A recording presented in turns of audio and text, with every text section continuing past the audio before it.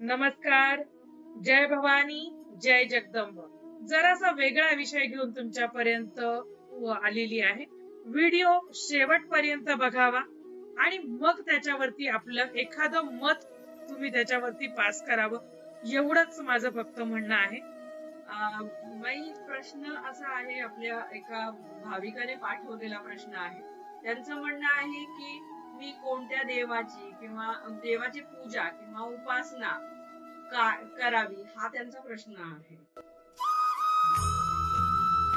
प्रश्न छान आहे आणि प्रश्न हे पडलेच पाहिजे. साधकांना प्रश्न पडलेच पाहिजे आणि जोपर्यंत प्रश्न पडत नाहीत तोपर्यंत त्याची उत्तरही सापडत नाही. तर विषय आपला आहे उपासना कुठल्या देवतेची करावी. त्यालाच विषयाला धरून थोडीशी सुरुवात अशी करते की मुळात त्याच्या अगोदर सगळ्यात पहिलं म्हणजे माणसाने उठल्याबरोबर दररोज आभार व्यक्त केले पाहिजे. आभार कोणाचे व्यक्त करायचे? तर परमेश्वराचे. कशासाठी करायचे? आपण जी काही उपासना करतोय त्याबद्दल, हे परमेश्वरा, मी तुझी किंवा मी तुझा आभारी आहे.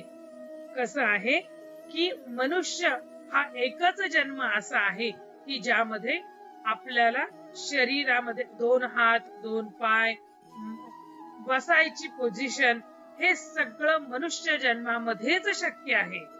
माणसाला बोलता येतं, माणसाला बसता येतं, माणसाला आपल्या भावना व्यक्त करता येतात आणि त्याच्यासाठीच दररोज आभार मानले पाहिजे की हे परमेश्वरा, 84 लक्ष योनीचा जो फेरा आहे त्या फेऱ्यातून पार करून मला हा मनुष्य देह तू दिलास, त्याबद्दल सर्वात प्रथम मी तुझी खूप आभारी आहे. ज्या वेळेला आपण एखाद्या परमेश्वराचं नाव घ्यायचं ठरवतो, सकाळी उठतो, पूजा वगैरे करतो, त्यानंतर आपण आपलं जे काही तुमचा जप असेल, तुमचे आराध्य, मग ते कुठल्याही रूपातले असू दे, त्याच्यावरती मी पुढे बोलणार आहे. जे काही तुमचे आराध्य दैवत असेल, तुमचे सद्गुरू असतील, त्याचं तुम्ही नामस्मरण करता. आणि मग असा प्रश्न येतो, माई, कित्येक लोक मला प्रश्न विचारतात, माई, माझा आठवण्यात असं कुठेच नाहीये सकाळी उठल्यापासून, तर मी आता ना, बघा, मी आता 45 वर्षाचा झालो किंवा मी 50 वर्षाची झाले. असे अनेक प्रश्न आहेत की ह्याच्यामध्ये मला कुठेच आठवत नाही की मी काही सुद्धा वाईट वागलेले. आम्ही नाथांचे पारायण करतो, आम्ही गुरुचरित्र करतो, आम्ही स्वामींचा अखंड जप करतो, आम्ही दरवर्षी आमच्या कुलदेवीला जातो, तरी सुद्धा आमच्या घरामध्ये प्रॉब्लेम आहे, मला प्रॉब्लेम आहे. मग त्याच्या पाठीमागे काय कारण आहे? तर सांगते, तुम्हाला असं वाटतं की तुम्ही जी उपासना करता या जन्मीसाठीच असते, फक्त असं नाहीये. आपल्याला जन्म ज्या वेळेला मिळतो त्यावेळेला माहीतच नाहीये की पाठीमागे कित्येक जन्म आपण काही गोष्टी करून ठेवलेल्या असतात आणि कोणत्या जन्मात कोणतं फळ द्यावं हे आपल्या हातात नक्कीच नाहीये. हे सगळं इथे आहे. म्हणून माणसाचा जन्म ज्या वेळेला येतो, आता आपल्याला ही देवाने वाणी दिलेली आहे. वाणी, या वाणीतून आपण गोडही बोलू शकतो, या वाणीतून आपण नावही घेऊ शकतो आणि ह्याच वाणीतून आपण शिव्याही देऊ शकतो. आणि ह्या वाणीवरच सगळं पुढचं तुमचं गणित लिहिलेलं आहे. कलियुगामध्ये ज्यांनी ह्याच्यावरती लगाम मिळवला तो जिंकला, हे सांगितलेलं आहे. तर मग कसा? खाण्यापिण्याचा पण लगाम आणि बोलण्याचा पण लगाम. अति बोलू नये. आपल्याला जी भाषा दिलेली आहे त्या भाषेतून आपण देवाचं नाव किती घेतो, किती उपासना करतो, आणि उपासनेचा सुद्धा गर्व नसावा. आणि त्याचा गर्व माणसाला चढतो. मी इतकी पारायण केली, मी इतक्या माळा जप करते, मी रोज इतकं, आमच्या घरामध्ये दरवर्षी सत्यनारायणाची पूजा होते, चुकतच नाही, असं म्हणतात. बरं, त्याच्यातून काय होतं?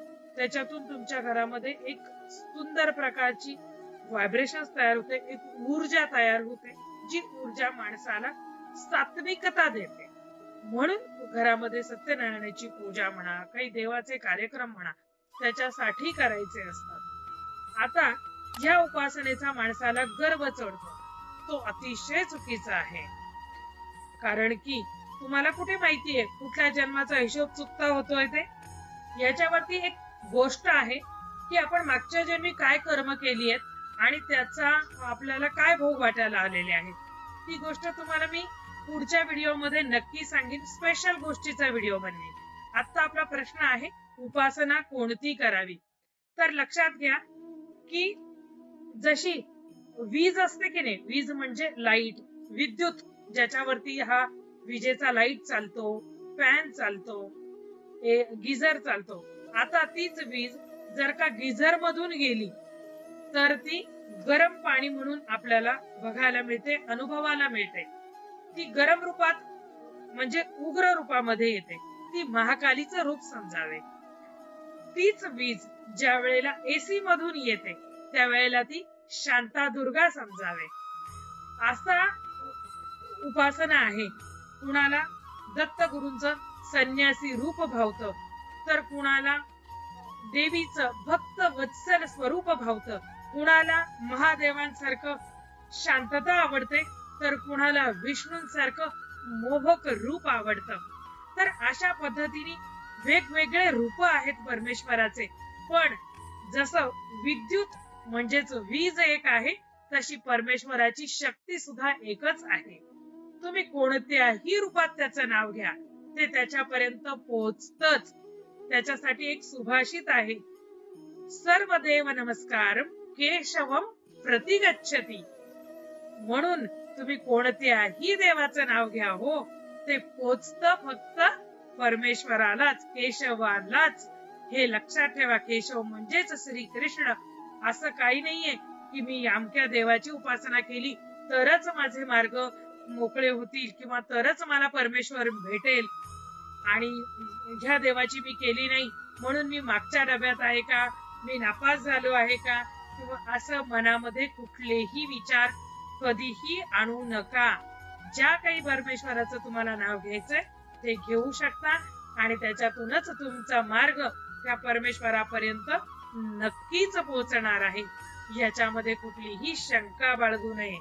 चला तर मग आपल्या या आजच्या प्रश्नाचं उत्तर तुम्हाला कसं वाटलं हे कमेंट बॉक्स मध्ये जरूर सांगा.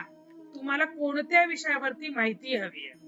तुम्हाला देवी संदर्भात माहिती हवी आहे, दत्तगुरूंबद्दल काही माहिती हवी आहे, तुम्हाला तुमचे काही कुळधर्म कुळाचार ह्याच्याबद्दल माहिती हवी आहे, देवींची 51 शक्तिपीठ आहेत त्याच्याबद्दल हवी आहे, किंवा आणखी तंत्र मंत्र ह्याच्याबद्दल माहिती हवी आहे, तर त्या सगळ्याची आपण एक एक करून छोटे छोटे व्हिडिओ मी तुमच्यापर्यंत पोहोचवणार आहे.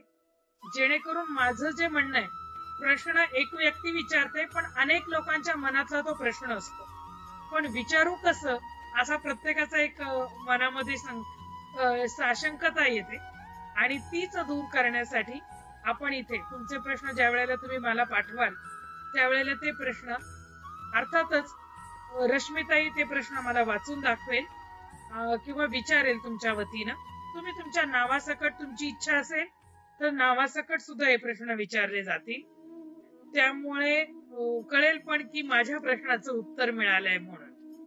तर मला प्रश्न तुम्ही पाठवावेत अशी अपेक्षा आहे. हा व्हिडिओ त्याच्यासाठीच मी आधी हे थोडंसं बोललेली आहे. आणि तुमचा प्रश्न जरूर विचारा.